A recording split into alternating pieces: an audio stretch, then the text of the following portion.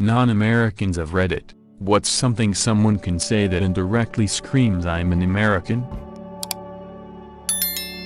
School spirit. I work in an international school with lots of American colleagues. The expectation to be excited about everything is a lot, but I see why it would be infectious if you were brought up in the States. I do like when the European teachers are all grouped together awkwardly not knowing what to do with the spirit and cheer.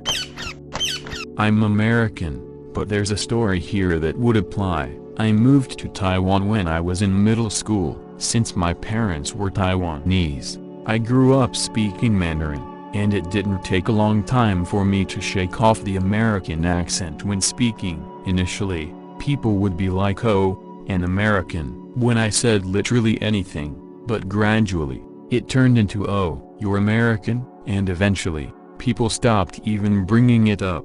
Then one day, we went to a new doctor's office to get updates on our vaccines. The doctor was very polite and professional. We chatted a bit. She stuck me with a needle and started filling out some paperwork. And she asked, "Are you getting these shots because you're returning to America?"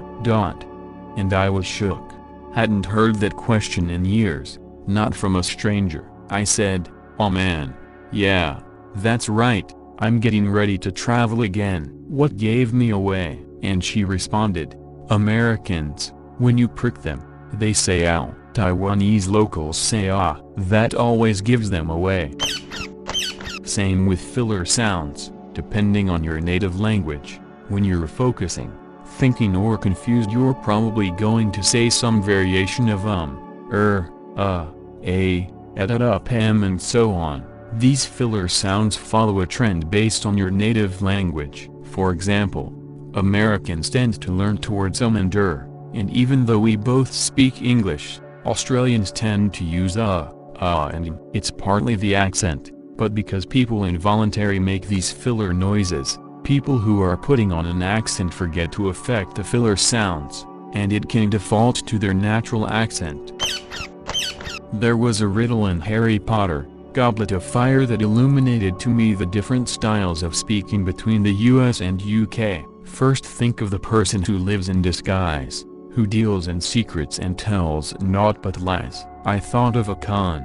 The answer was a spy. Next, tell me what's always the last thing to mend, the middle of middle and end of the end? It's D. And finally, give me the sound often heard during the search for a hard-to-find word. I said but the answer was the Britisher. So I thought HW answer was condom, which was confusing for 13-year-old me. J.K. Rowling was looking for spider.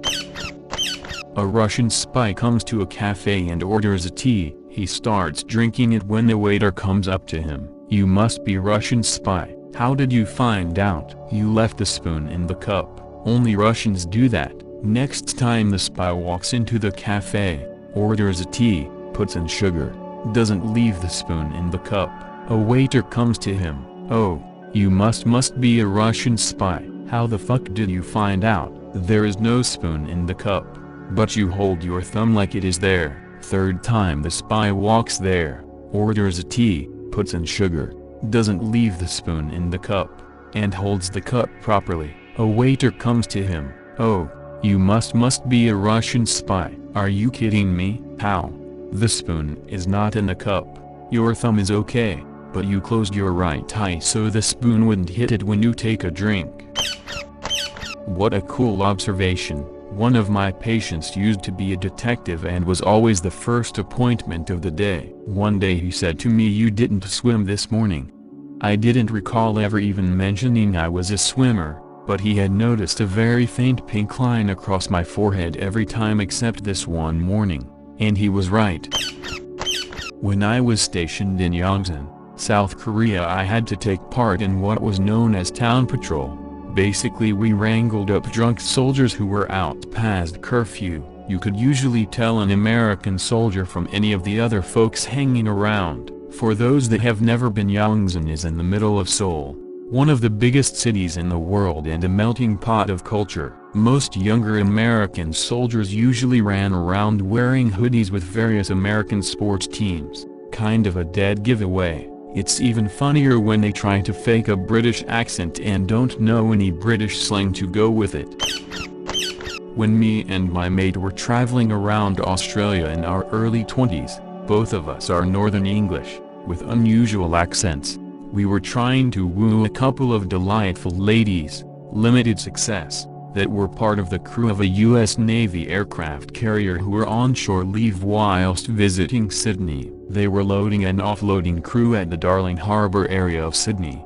There was lots of bars there, via tenders. Now there was hundreds of crew milling about as they had a curfew to get back on board, so they were all gathering waiting for the next tender. At this point the Navy police, I don't know what the proper name for them is, I'll call them provosts, started to corral all these young men and women and started to process them onto the tenders.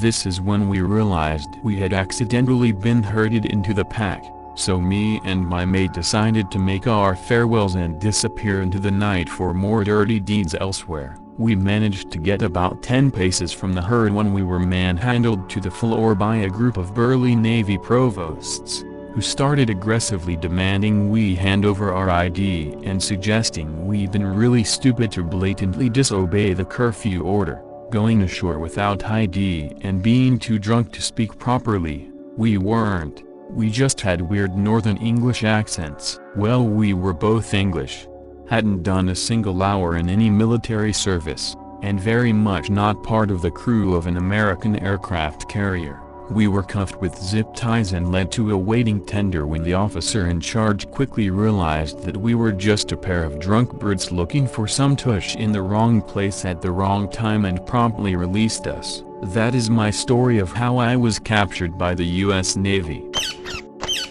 My dad has a similar story from when he was in the Marine Corps. His ship was on shore at the same time a British Royal Marine ship was, and somehow he and his buddy got the bright idea to fake an accent and sneak on board to the British ship. They somehow made it below deck faking an accent, acting like wasted Royal Marines coming off leave so that nobody would dare ask them an intelligent enough question to blow their cover. That is until a British officer began checking roll, realizing there were two strangers below deck on their ship. The officer asked, "Are you two Royal Marines?" To which my dad's buddy responded in his deep southern accent, "No sir, we're real Marines." Luckily for them, the Brits found it hilarious enough for them to avoid any consequences and ended up taking them back out for drinks. We actually had a moment where my supervisor for the night tried to drag in one dude with short hair. I could tell he wasn't a soldier just by looking at how he was dressed and talked, but the supervisor was dead set on trying to question him. He finally provided his ID, and while trying to apologize the dude just started making fun of my supervisor, which thankfully deflated his ego. Years ago I was doing work in Germany. I was on the call with a client and I answered yes sir, no sir the whole time. He was like, "Were you ever in the US military?" I was like, "No. I was just always taught to say that." Didn't realize how American it is. Edit.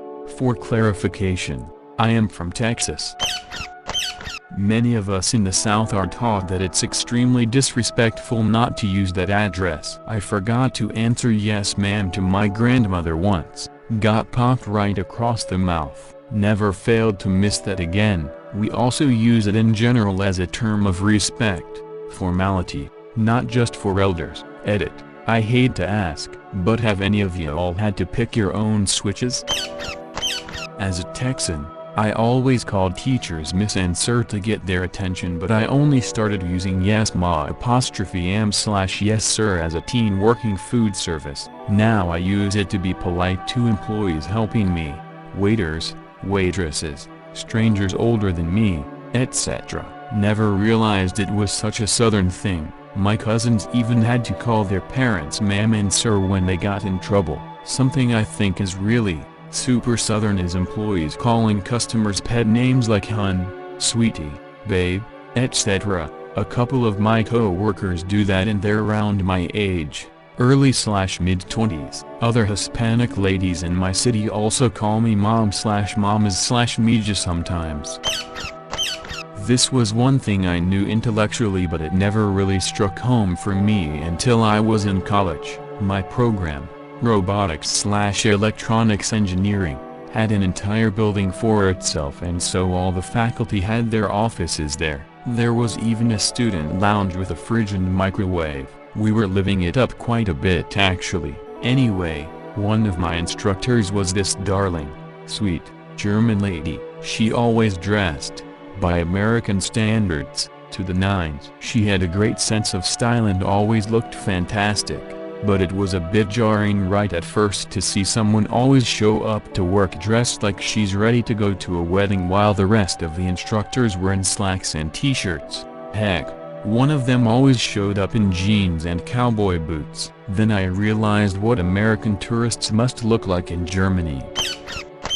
I work in a hotel in the UK and 2 Americans checked in a couple of weeks ago. We legally have to ask for their passport details.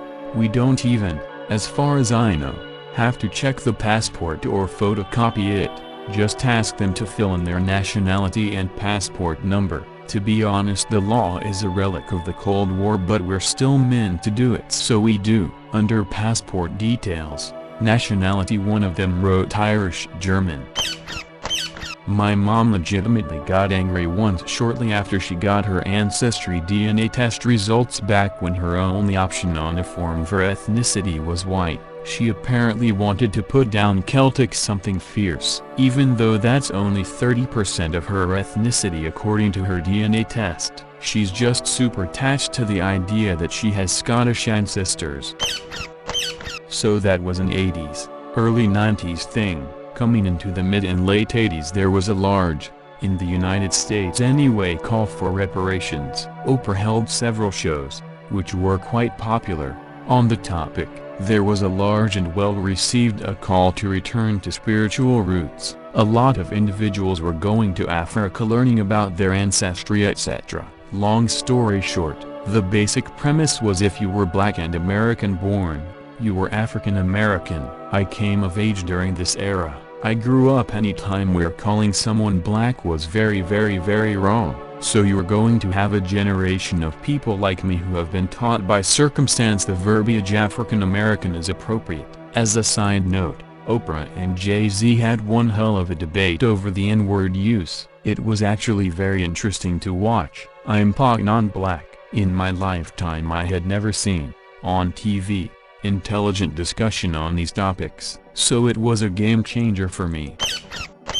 It is a pet hate of mine, this term. A black person from the UK who has never set foot in either Africa or America would be described as African American. A white South African brought up in the US would not be described as African American. It is just a cop-out in my opinion. It means black, and you could substitute every instance of the term African American with black and it would make more sense, and also be more accurate. I can only assume the word, or description, of a black guy or gal became offensive, but whoever decided that we won't say black, we will say African America is off my Christmas card list. As an American, when I first heard from my friends across the pond that most cars weren't automatic transmission, I was very surprised. Here of course it's a mix, but I'd estimate 95% of cars have automatic transmissions. It does mean that a car with a manual transmission is less likely to be stolen, though, because most people here have no idea how to drive one. It's generally more a tourist thing than a specific group, in my experience. If you're a tourist you usually expect to be out and about in unfamiliar places for longer periods of time. If you're a local you know that you're half an hour from home and can grab a drink when you get back, or whatever. When I was in the ass end of Russia all the locals said haha typical English person because we also had bottles of water, despite the fact that almost none of them had ever met an English person. My Turkish and British best friend was so confused by why each person in my family had a car. They say there are way too many cars and owning cars is super American, which I'm not inclined to disagree. Edit. You're not a bad person for owning a car. Public transit isn't really established and the US is huge. But the question was asking what non-Americans think is a big American tip-off, and I listed mine. Yeah, pretty much everyone here needs their own individual car here in the US. BC basically everywhere other than New York City will have an absolute garbage public transportation system. For example, driving from home to my university takes me 15-30 minutes depending on traffic, but taking the bus, the only available public transportation in my city, takes 60-90 minutes. I will also add that during my city planning courses, most places, at least around 1970s 2000s, were built around the assumption that people would drive everywhere. There has been a shift in city planning to make places more walkable and encourage public transport, but it's incredibly difficult to transform giant urban sprawl into something remotely efficient. There's also the fact that driving is ingrained in American culture now because of our past city planning practices, among other things. Please note that I am not a professional city planner in any capacity, just have general knowledge on it. There was a AskReddit thread the other day along the lines of using food, where are you from? There was the stock standard Vegemite, surströmming, etc. Then there was all the cheesecake and pizza answers that had replies of hello fellow Philadelphian or found the Chicagoan. They accounted for about 80% of the fucking thread.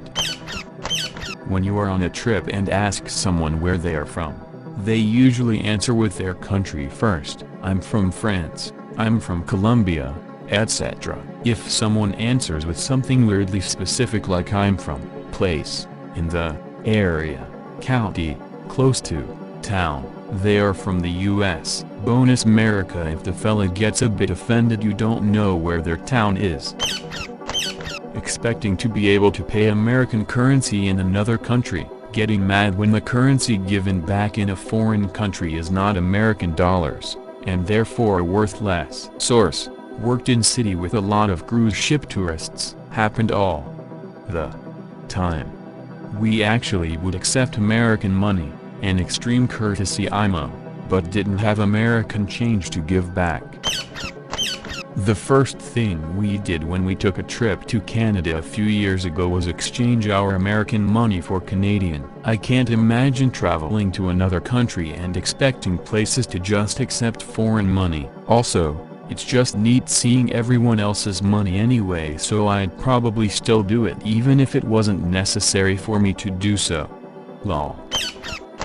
I used to be a cashier at a place that handled a bunch of American tourists, and it was so baffling that the ones who managed to convert the currency couldn't figure out Canadian coins. They're literally all the same shape, size, color, and denomination with the sole exception of the toonie, a two-colored $2 coin.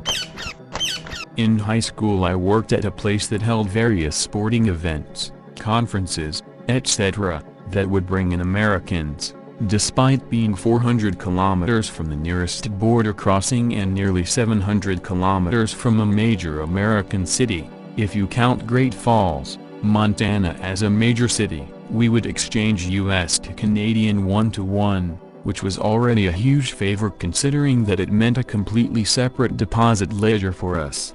The number of people I had get red in the face screaming and threatening me because I dared give them Canadian coins as change was staggering, and no event was worse for this than the Gospel Quartet Festival, entitled Americans and Religion as a Weapon. Name a more iconic duo. Because the Canadian dollar is worth less than the US dollar, a lot of restaurants in touristy places in Canada will actually have signs saying they accept American currency but they won't convert it. So if your drink is $5 Canadian, you need to pay $5 US, which I think is extremely accommodating already, but you'll still get some people arguing that they're being ripped off. This used to be the travel guide advice for Americans going to Mexico, Central America, or the Caribbean when I was younger. Carry American bills in small denominations and pay with that, and the locals would be so grateful. The addendum was don't expect change, and some people may not accept it, which, as I remember from traveling with my father, was overlooked by certain types of American. Sadly, that's not exclusively American. I went on holiday with my brother, his family, and a colleague of his and his family, all of us are Canadian, to Mexico. All-inclusive resort. From day one, the colleague's wife was all the staff should all speak English. Why don't they all speak English? The kicker, she's a recent immigrant to Canada herself. She does speak English, but with a strong accent. I suspect she resented that I speak enough Spanish that I was happily able to chit-chat with the staff and also to ask for anything I wanted, and they'd happily bring it for me because I made an effort to speak their language, while she couldn't communicate at all. I don't think I even once heard her say something as basic as gracias or por favor.